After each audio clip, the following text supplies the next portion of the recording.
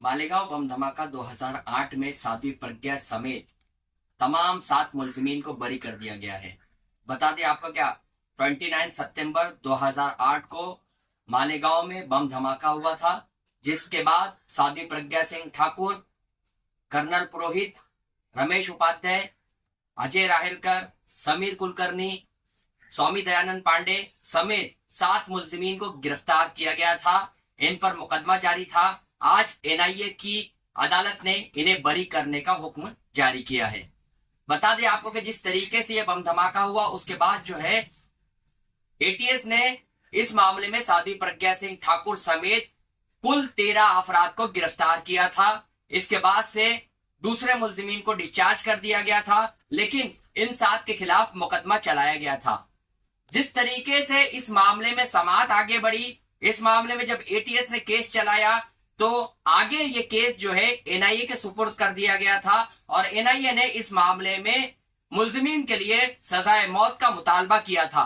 लेकिन आज खुसूसी जज ने जो है बाज़ाब्ता तौर पर इस मामले में सुनवाई करते हुए और ये बताया है कि जिस तरीके से एटीएस और एनआईए ने इस मामले की पैरवी की थी, एटीएस और एनआईए ये साबित करने में नाकाम रही कि जो मोटरसाइकिल में बम धमाका हुआ था वो मोटरसाइकिल साध्वी प्रज्ञा सिंह ठाकुर की थी, जबकि साध्वी प्रज्ञा सिंह ठाकुर को एटीएस ने गिरफ्तार किया था और इस मामले में बताया था कि साध्वी प्रज्ञा सिंह ठाकुर ने ही मोटरसाइकिल फरोख्त की थी और ये मोटरसाइकिल साध्वी प्रज्ञा सिंह ठाकुर की थी।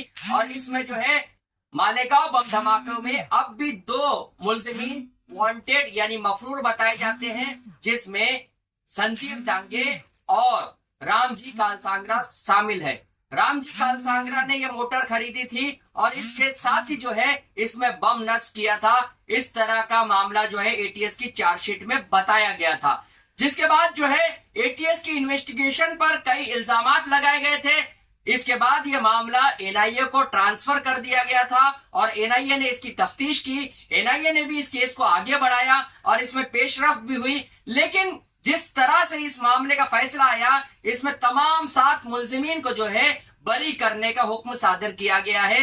ये मुलजिमीन जमानत पर थे, अब निचली अदालत ने जो है इन मुलजिमीन को बरी कर दिया है। और जिस तरीके से बताया है कि सबूतों की कमी की बुनियाद पर और केस में जो खामियां थी उसकी बुनियाद पर इन मुलजिमीन को बरी किया गया है। लेकिन क्या अब सरकार इस मामले में हाई कोर्ट में चैलेंज करेगी? क्योंकि जिस तरीके से 2006 ट्रेन ब्लास्ट में मुलजिमीन को जब गिरफ्तार किया गया था, उन पे मुकदमा चला और एटीएस ने जो है निचली अदालत ने उन्हें सजा दिया था और हाई कोर्ट ने उन्हें बरी कर दिया था, तो सुप्रीम कोर्ट तक सरकार इसे चैलेंज करने चले गई। और अब जो है मालेगांव बम धमाका 2008 के मामले में क्या वही रवैया रियासती सरकार अंजाम देगी? जिस तरीके से बता दें आपको कि साध्वी प्रज्ञा सिंह ठाकुर अभिनव भारत की सरबराह थी और ये तमाम मुलजिमीन ने जो है बम धमाकों की साजिश रची थी और इस मामले में जो है एटीएस ने जो चार्जशीट दाखिल की थी उसमें मकोका भी लगाया गया था।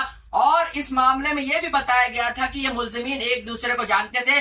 मध्य प्रदेश और दूसरे जगहों पर बम धमाकों की मीटिंग भी हुई थी। इस मामले में जब समाअतें हुई तो समाअत में जो है आर्मी के 33 अफसरान जो है अपनी गवाही से मुनरिफ हो गए थे। और जिस तरीके से ये पूरा मामला सामने आया था, उसके बाद ये बात वाज़ेह हो चुकी थी कि ये मामला जो है कमजोर हो चुका है। जिस तरीके से अब जो है एनआईए ने केस को चलाया और एनआईए ने इन मुलजिमीन की सजाए मौत का मुतालबा किया था, क्या एनआईए और रियासती सरकार मिलकर इस मामले को हाईकोर्ट में चैलेंज करेगी? ये देखना होगा।